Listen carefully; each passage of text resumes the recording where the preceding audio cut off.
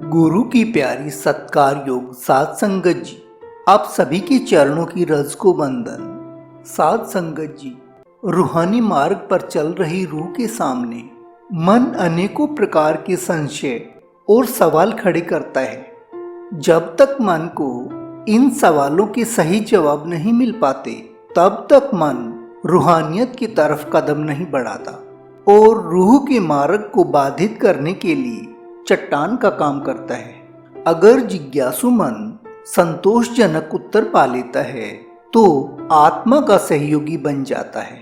रूहानियत के संबंध में जिज्ञासुओं ने अनेकों उपयोगी प्रश्न किए हैं, जिनका जवाब मंगाराम जी ने बड़ी तल्लीनता के साथ दिया है। किसी जिज्ञासु ने पूछा है कि ये रचना क्यों बनाई? इस रचना को बनाने के पीछे परमात्मा का क्या उद्देश्य था? ये रचना परमात्मा ने बनाई है और परमात्मा सचखंड अनामी में है। और पहले संत बताते हैं कि सिर्फ परमात्मा था, उसके अलावा कुछ नहीं था। जब उसकी मौज हुई तो उसने अलग अगम और सचखंड बनाया, फिर रूह का निर्माण किया और उसके बाद नीचे की रचना बनाई। अब जिस वक्त उसने रचना बनाई उस वक्त तो उसके पास कोई नहीं था, इसलिए उसने क्यों रचना बनाई, इसका जवाब तो सिर्फ वो कुल मालिक ही दे सकता है। संतों ने समझाया कि अगर इस सवाल का जवाब संत महात्मा यहाँ देने की भी कोशिश करेंगे तो जीव के समझ में नहीं आएगा। अब ये एक हकीकत है कि हम इस दुखी दुनिया का हिस्सा हैं और हमको संतों महात्माओं की सहायता से नाम की कमाई करके अंदर जाना चाहिए, मालिक से मिलना चाहिए और फिर उनसे ही जाकर के ये पूछना चाहिए कि तुमने इन मुसीबतों के अंदर हमको क्यों फंसाया था। लेकिन जब वहां ये पहुंच जाता है तो इसके लिए ये सवाल रहता ही नहीं। किसी सत्संगी ने सवाल किया कि संत जब नाम देते हैं तो सिर्फ सचखंड और सतनाम तक का देते हैं, पर कबीर साहिब और सूफी दरवेश 3 मंजिल ऊपर तक का जिक्र करते हैं, जबकि सार बचन के अंदर सचखंड के ऊपर 3 मंजिल और लिखी हैं, अलख, अगम और अनामी। अगर ये ऊपर की 3 मंजिल और हैं तो उनका नाम अंदर किस वक्त मिलता है? इसका जवाब मैं हजूर महाराज के मुखारविंद से एक सत्संगी को जो जवाब दिया गया था उसको दोहरा देता हूँ। एक सत्संगी ने यह अर्ज करी कि महाराज जी, आपकी बड़ी कृपा है, आपने सच्चा ऊंचा नाम दिया है, लेकिन मन का भी इतना जोर है, माया की इतनी बेअंत परेशानियां हैं कि हम सत्संगी भी विकल हो जाते हैं, व्याकुल हो जाते हैं। तो महाराज जी ने उत्तर क्या दिया कि ये मैं जानता हूं कि जैसे कलयुग का प्रभाव पड़ता है जीव की परेशानियां बढ़ती हैं, लेकिन जो संत नाम देते हैं उनका इनाम भी बड़ा ऊंचा मिलने वाला है। और इनाम ये है कि जितनी आत्माएं यहाँ दुनिया में मौजूद हैं ये सब सचखंड से ही उतारी गई थी, लेकिन जब ये पूरे संत महात्मा के पास जाकर के नाम लेकर के कमाई करके अंदर जाएंगी, सचखंड पहुंचेंगी, तो उनका ऊपर जाने का तो कोई हक नहीं है, क्योंकि वे सचखंड के रहने वाली आत्माएं थी। लेकिन अनंत काल से क्योंकि उन्होंने इस दुखी दुनिया के अंदर काल के देश के अंदर दुख भोगे हैं, इसलिए सत्पुरुष उनको ये इनाम देता है कि अपनी ताकत दे करके, अपना बल दे करके उनको अलग अगम को पार करके सतनाम के गोद, अनामी के गोद के अंदर बिठा देता है। इसलिए बेटा, तकलीफें अगर ज्यादा हैं तो इनाम भी बड़ा ऊंचा है। अब मैं समझता हूं कि ये पूछने वाला समझ गया होगा कि इस सवाल का क्या जवाब है। एक सत्संगी पूछता है कि मेरे को जब नाम मिला तो अंदर भजन में तरक्की होती रही, बड़ी उनकी दया थी, कोई रुकावट थी, मैं महाराज जी को मिला और मेरी रुकावट दूर हो गई। उसके बाद फिर भजन के अंदर बाधा पड़ने लगी, संसार में मेरा फैलाव हो गया और कई धंधों के अंदर मैं फंस गया। वो चीज मेरे पास नहीं है और मेरी हिम्मत नहीं होती कि मैं महाराज जी को दोबारा मिलूं, क्योंकि मैं देखता हूं कि जिस विस्तार के अंदर फंसा हुआ हूं वो जाल मेरी अपनी बनाई हुई है। अब इससे कैसे छुटकारा हो? अब ये सवाल पूछने वाला खुद ही जवाब दे रहा है कि जाल इसने फैलाई है तो इसको ही बंद करनी चाहिए और अपने नाम की कमाई में लगना चाहिए। एक बार बड़े रूर से किसी ने सवाल पूछा कि जो गुरु का बाहर का स्वरूप है वो अच्छा होता है कि जो अंदर देखा जाता है वो अच्छा होता है?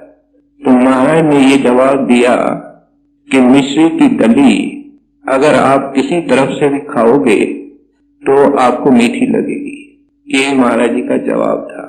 तो इसलिए जो दर्शन है उसको पहले समझना चाहिए कि दर्शन बाहर का एक माध्यम है, एक जरिया है जिसके द्वारा अंदर का दर्शन हमने करना है। और सेवा भी इसलिए की जाती है कि हम भजन सिमरन करके अंदर का दर्शन करें। जितना परमार्थ है, जितना परमार्थी क्रिया और अभ्यास है, उसका लक्ष्य यही है कि इस देह को त्याग करके देह से विदेह होकर के गुरु को ऐसे तरीके से प्रकट किया जाए कि वो हमेशा हमारे साथ रहे। इसलिए संत महात्मा नाम देते हैं और इसके बाद ही इसकी अंदर की चढ़ाई शुरू होती है। अब जब मन में और आत्मा में प्रेम पैदा होता है, जिसके लिए प्रेम पैदा होता है उसको ही देखने और उसके ही दर्शन करने के लिए जी करता है। तो ये जो मन में प्यार पैदा होता है और जब ये प्यार बढ़ता जाता है और ऐसी अवस्था में आता है कि दर्शन के बगैर कोई चीज प्यारी नहीं लगती, तो ऐसा प्रेमी क्या करता है कि उसके अंदर दर्शन की सच्ची विरह होती है। और जब गुरु बाहर से चला जाता है, क्योंकि देह स्वरूप ने सामने हमेशा सर्वकत नहीं रहना, तो वो क्या करेगा? वो फिर साधना के अंदर ही उनको देखने की कोशिश करेगा और उनको प्रकट करने की कोशिश करेगा। ये बाहर का दर्शन सिर्फ उस अंदर के दर्शन को पाने के लिए एक साधन है। सेवा क्या है? सेवा है गुरु की खुशी पाना, और गुरु जब खुश होता है तब भजन सिमरन में तरक्की होती है।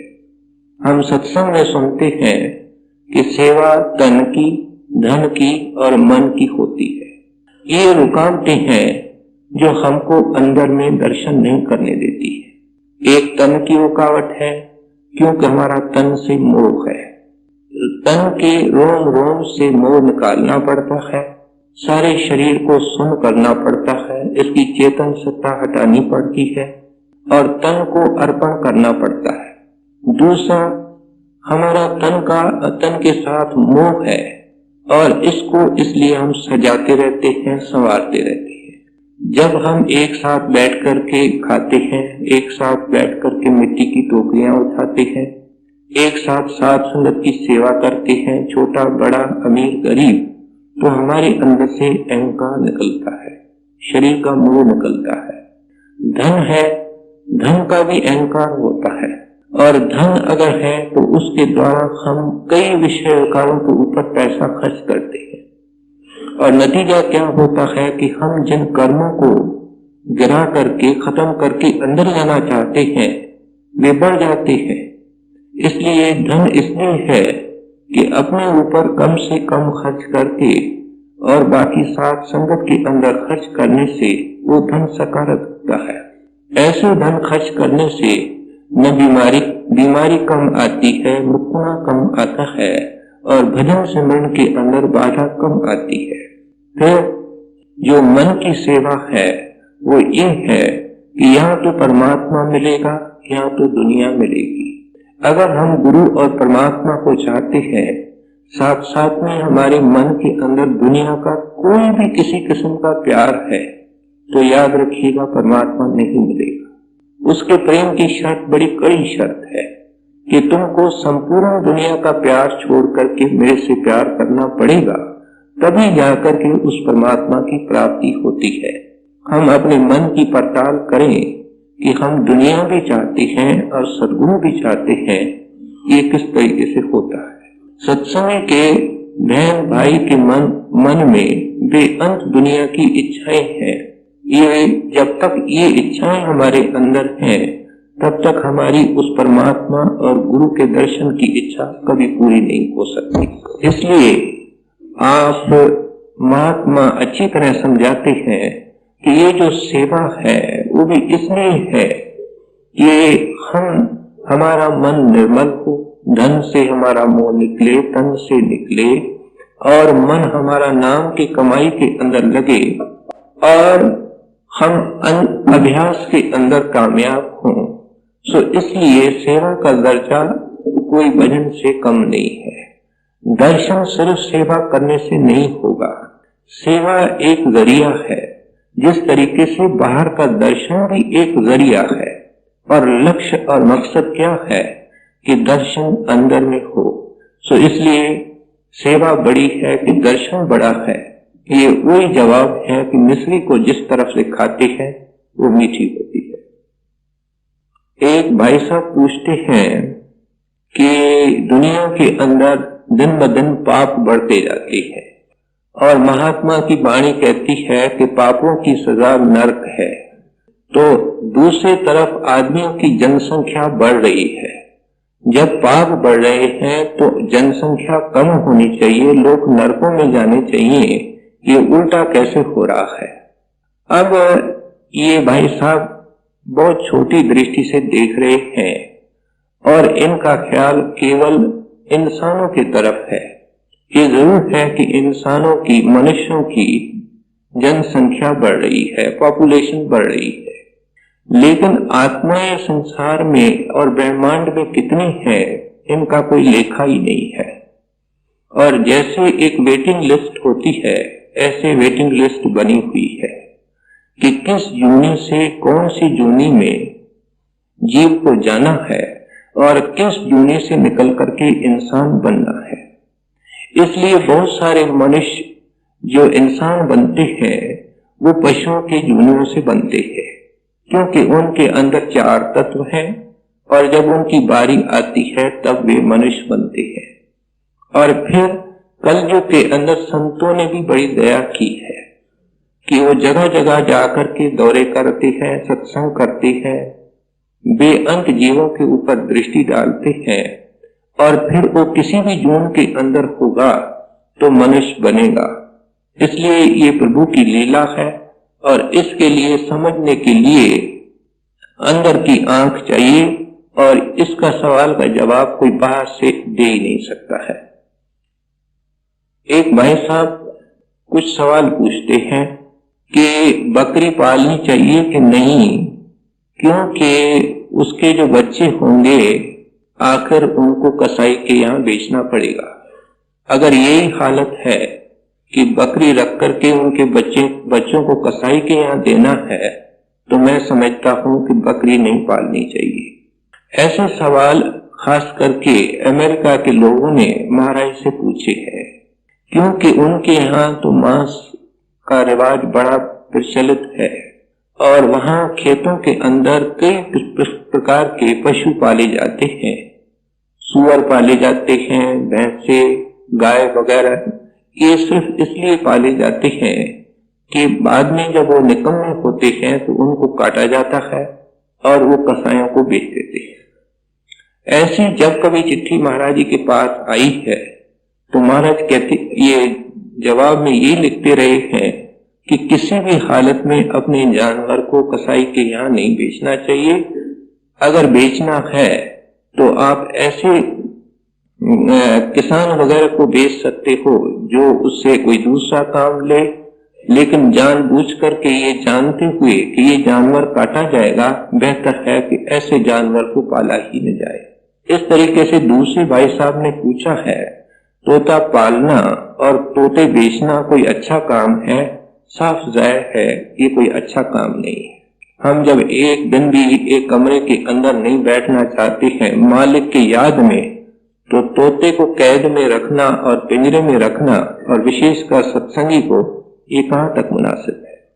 आप एक और सवाल पूछते हैं कि घर में जो मच्छर, मक्खी या खटमल वगैरह होते हैं, इनको मारना जायज है?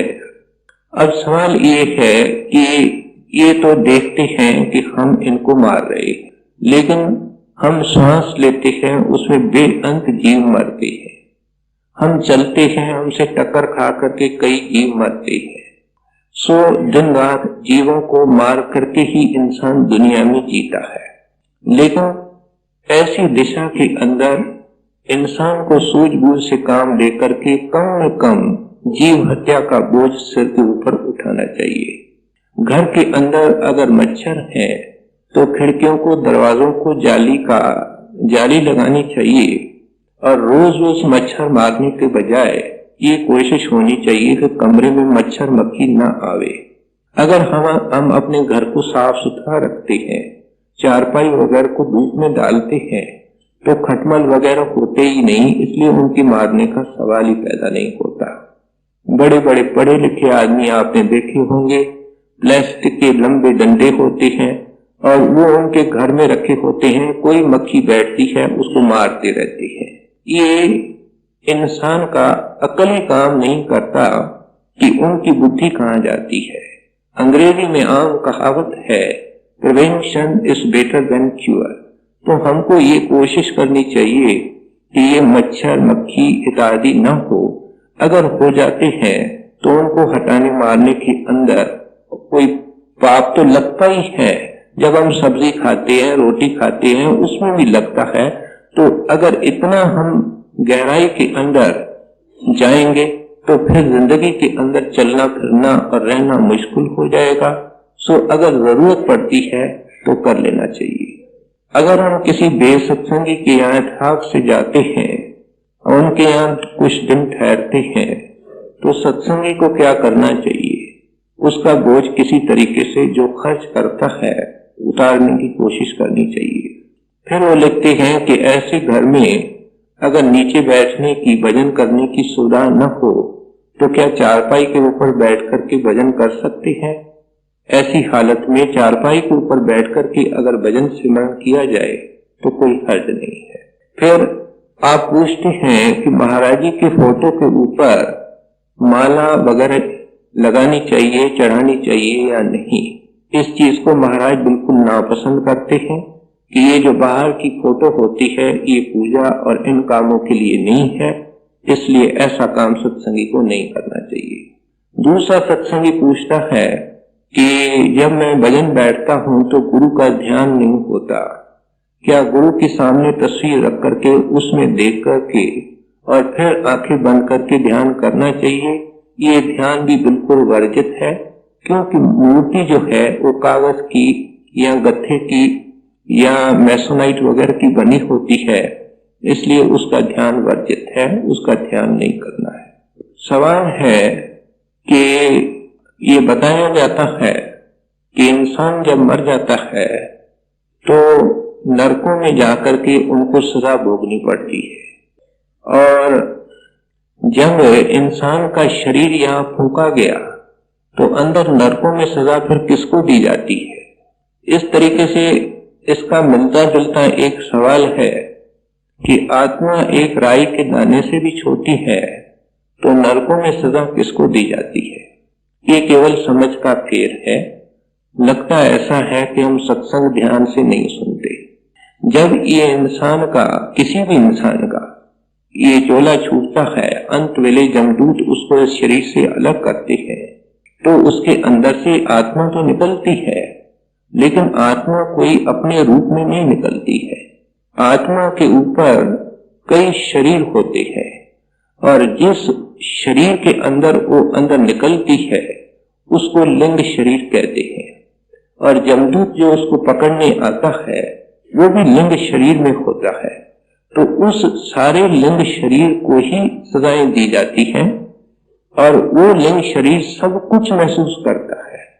अगर यहाँ अग्नि में किसी को हाथ को अग्नि में डालो और वो महसूस होता है, ठीक उस तरीके से लिंग शरीर को जो नरकों में सजाएं दी जाती हैं सब वो महसूस करता है। एक भाई साहब लिखते हैं कि मैंने किसी एक महात्मा से नाम लेके रखा है और मेरे को उस महात्मा के लिए बड़ी इज्जत है। क्या महाराज जी से नाम लेना जरूरी है या मैं महाराज जी को उसका रूप समझूं? अब ये इस भाई साहब के लिए है निर्णय करना कि उनको सही महात्मा मिले हैं और सही नाम मिला है। सत्संग के अंदर सच्चे अच्छे महात्मा की, पूरे महात्मा की और पूरे नाम की व्याख्या बड़े विस्तार से की जाती है।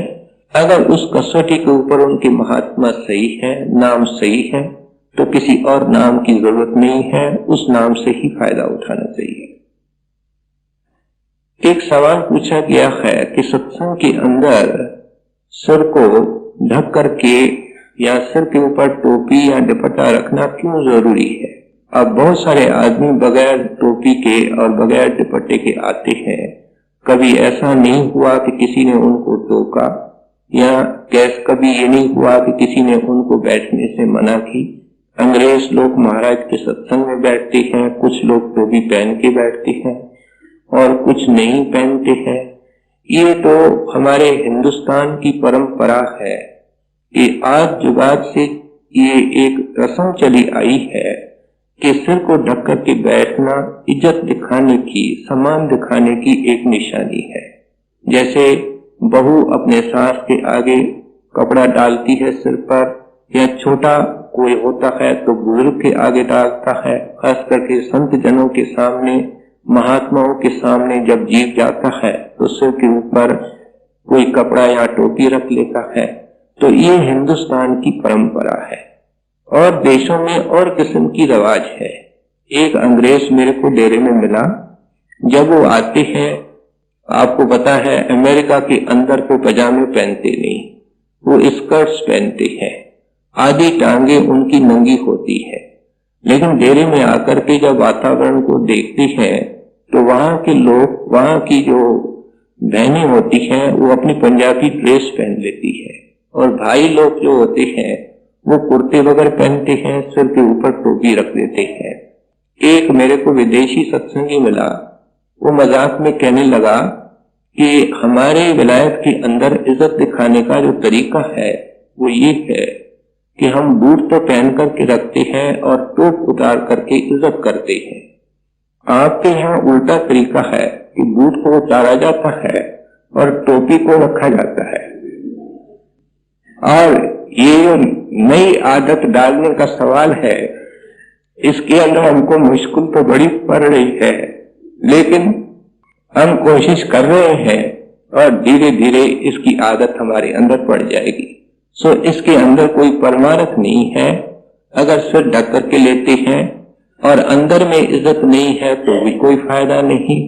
इसको तो जिस लाइट के अंदर आप लें, संत मत ऑर्थोडॉक्स नहीं है, किसी रस्म रीत रिवाज को नहीं मानता। एक भाई साहब पूछते हैं कि सत्संग में कहा जाता है कि ये भगवान के भक्ति के लिए इंसान का शरीर मिला है। बड़ी अजीब बात है, सिर्फ भगवान के भक्ति के लिए इंसान का शरीर मिला है। अब आप देखो, अगर भक्ति को आप अच्छी तरह सोचो तो या तो दुनिया की भक्ति होगी या तो रचना करने वाले की भक्ति होगी। हमने दुनिया की भक्ति की है इसलिए दुनिया में मौजूद है। अगर ये भाई साहब और दुनिया में रहना चाहते हैं तो बड़ी खुशी से दुनिया की भक्ति करते आए, फिर भगवंत की का भक्ति करने की जरूरत नहीं है। यही भाई साहब पूछते हैं कि जिस वक्त डाकू किसी को मारते हैं तो भगवान छुट्टी में चला जाता है। भगवान छुट्टी में नहीं चला जाता है, क्योंकि अगर रचना करने वाला छुट्टी में चला जाए तो रचना भी छुट्टी में चली जाएगी। ऐसा है कि जो भी दुनिया में होता है वो कर्मों के हिसाब से होता है। या तो कोई इंसान नया कर्म कर रहा है या कोई पुराना हिसाब वसूल कर रहा है। और ये आम सत्संग के अंदर निर्णय करके बताया जाता है कि परमात्मा सबके अंदर व्यापक इस तरीके से है जैसे कमरे के अंदर कोई ज्योत जलाई जाती है या बत्ती जलाई जाती है। उस बत्ती का सहारा लेकर के चोर चोरी कर देता है तो बत्ती उसको फटकार नहीं देती है, और उस बत्ती का सहारा लेकर के कोई भगवान का प्यारा भक्ति करता है तो बत्ती उसको शाबाश नहीं देती। वो बत्ती तो खामोश है, वो रोशनी दे रही है। डाकू के अंदर भी वो है, जो मारा जाता है उसके अंदर भी वही है। ये जो भूकंप होते हैं, अचानक तूफान आते हैं, कई तरह की आंधियां आती हैं जिसमें सैकड़ों हजारों आदमी मर जाते हैं, तो भगवान खामोश बैठा देखता नहीं। वो तो केवल कर्मों का हिसाब किताब है, लेन देन है जो खत्म हो रही। कोई पूछता है कि अंधे आदमी को महाराज जी नाम नहीं देते। अगर किसी जिज्ञासु ने, बहन भाई ने महाराज जी के दर्शन किए हो और उनका सत्संग सुना हो और किसी कारणवश, किसी बीमारीवश उनकी आंखें चली जाएं, तो क्या बाद में उसको गुरु नाम दे सकता है? अब ये तो गुरु के मौज के ऊपर है, क्योंकि उसने गुरु को देखा है, उसका सत्संग सुना है। अगर संत दया करके उसको नाम दे, वो मालिक है, वो जो चाहे सो करें। मिलने की आशा तो हो सकती है, लेकिन आम तौर पे नियम ये है कि जिसने गुरु का दर्शन नहीं किया उसको नाम नहीं मिलता। कोई लिखता है कि जब से लड़के की शादी हुई है, घर में जितने भी आदमी हैं सब भूत बन गए हैं और सबकी शक्लें बदल गई है। लगता ऐसा है कि किसी ने जादू का असर कर दिया है और आए दिन घर के अंदर से तावीज वगैरह निकलते हैं और पता नहीं कौन सी और चीजें जिनसे ये तावीज वगैरह बनते हैं उनके उन्होंने नाम लिखे हैं। अब सत्संगी होकर के इस तरीके से अगर कोई सोचता है तो मैं समझता हूं हमने सत्संग की जो बेसिक और बुनियादी बातें हैं वही नहीं समझी है। नाम लेने वाले के ऊपर इन चीजों का कोई असर नहीं होता, और सबसे बड़ा भूत अगर कोई है जो जादू करता है तो वो हमारा मन है। अगर मन हमारे बस में नहीं है और उल्टे तरीके से सोच रहा है तो इसका कोई उपाय ही नहीं है। हमको किसी नुक्ते के ऊपर आना पड़ेगा कि जिसके पास गुरु का नाम है उनके ऊपर इन चीजों का कोई असर नहीं होता। ये सब लेन देन का हिसाब है। इसलिए इस भ्रम को मन से निकाल करके आपस में प्रेम और प्यार बढ़ाना चाहिए और दिन अपने खुशी खुशी से निकाल करके भजन करना चाहिए। एक भाई साहब की शिकायत बड़ी जायज लगती है। बुजुर्ग आदमी है, ये कहता है कि मेरे घर में सिर्फ मैं सत्संगी हूँ और मेरी जो पत्नी है वो इसको नहीं मानती है, और उसको एक बार मैं यहाँ महाराज साहब के दर्शन कराने के लिए भी ले आया था, लेकिन लगता ऐसा है कि वो इस मत को नहीं मानती है। वो एक तरफ, लेकिन दूसरा मेरे को जब भी कहती है तो महात्माओं के लिए उल्टा सुल्टा कहती है, संतों के लिए अपशब्द कहती है। ये मेरे से बर्दाश्त नहीं होता। और आप सत्संग में समझाते हो कि शांति से काम लेना है। अब आप ही समझाओ कि ऐसी हालत में क्या करना चाहिए। अगर ये मेरे से ये जवाब सुनना चाहते हैं कि मारना पीटना चाहिए, ये तो सत्संग कभी जवाब दे ही नहीं सकता, क्योंकि संतों महात्माओं ने अपने बंदों को चिढ़वाया, अपने शरीर को चिढ़वाया, तो भी उन्होंने कभी भी जवाब नहीं दिया, उन्होंने सहन किया। मैं समझता हूं कि भाई साहब के लिए 2-3 उपाय हैं, और एक ये है कि भजन को ज्यादा वक्त दें, और दूसरा कि महाराज जी को प्रार्थना करें कि उनके पत्नी के ऊपर भी दया करें। हमारे सारे शास्त्र और हमारे सारे पुराण, उनके अंदर जो लिखा हुआ है, इंसान 24 घंटे एक मूड में नहीं होता, कभी इंसान की मूड भी अच्छी होती है। ऐसी घड़ियों के अंदर उन महात्माओं के वचन पत्नी को सुनाने चाहिए जो साफ लिखते हैं कि जो खुद भक्ति नहीं करता और दूसरे को भक्ति करने के अंदर रुकावट डालता है, वो सीधा नरकों में जाता है। इसलिए संतों की निंदा करने के अंदर महापाप है, इससे तो कोई शास्त्र वेद इनकार ही नहीं करता। मैं समझता हूं कि कितना भी हो जाए तो भी मामला प्रेम से ही सुधरता है।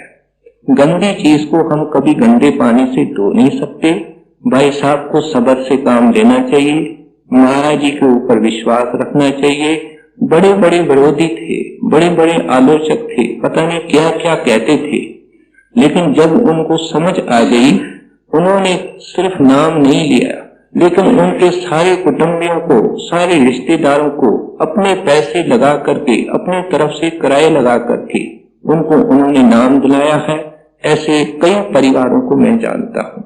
इसलिए भाई साहब को निराश नहीं होना चाहिए, प्रेम से काम लेना चाहिए। किसी तरफ उनकी मूड बने, जैसे आज का प्रोग्राम है उसमें ले आने की कोशिश करनी चाहिए।